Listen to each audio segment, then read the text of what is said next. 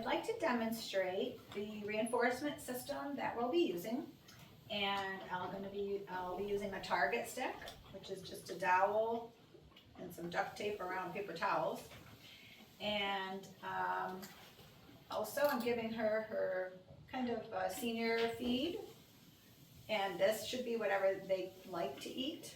And we will demonstrate. So if you didn't know the horse, you'd stand behind protective contact like this.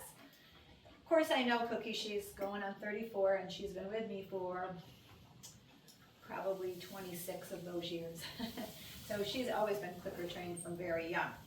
But if it was a horse you didn't know, you might show the target. When they touch it, you click and put it behind your back and reach in and give them their treat. Let them chew for a little bit. Present the target. Click. And I click. So you can say yes, I'll demonstrate that. So she's chewing. She doesn't have great teeth at 34. So if I wanted to use a word, I could say yes. And she doesn't really care. So that's an example of protective contact and how to start. If for some reason you didn't trust your horse yet about taking a treat nicely, I can mark it again. So the behavior I'm marking is touching. I did it with a click. And then I will go over here and put it in her feed dish, which is in the corner. So you can do that until you're sure that your horse is going to take the treat nicely. And that's just a process of testing it out over time. The more you do this, and they understand that they get the treat away from you, and if you noticed, I'll show you again when she pops her head out, I'm putting my hand almost the full length out. So you don't want to put it in here close to your body because then you will get mugging by the horse. They don't understand that that's not okay. So this is one of the major reasons this isn't done properly and why your horse, what we call mugs you, comes into your space and grabs for treats or looks for treats in this area.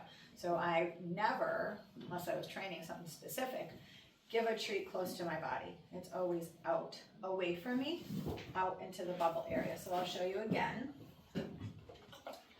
I'll say nothing, I'll just have her touch that.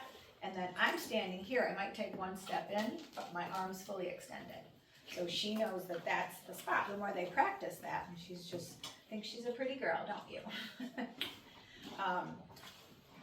The more they'll practice staying away from you. And obviously when you go outside or a different space, you have to start all over again. But the thing is, the more you click for her head, let's say being like that, I step into her space and come back. You can do that. It's better than leaning over. You don't want to lean over, that throws you off balance. You want to make sure that you have your balance in case you had to move fast and get out of the way. So one more time, I show the target.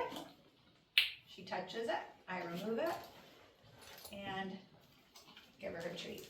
And when I'm all done, I might say, all done, or we're all done, and then I'll put a big handful over there, and we're done.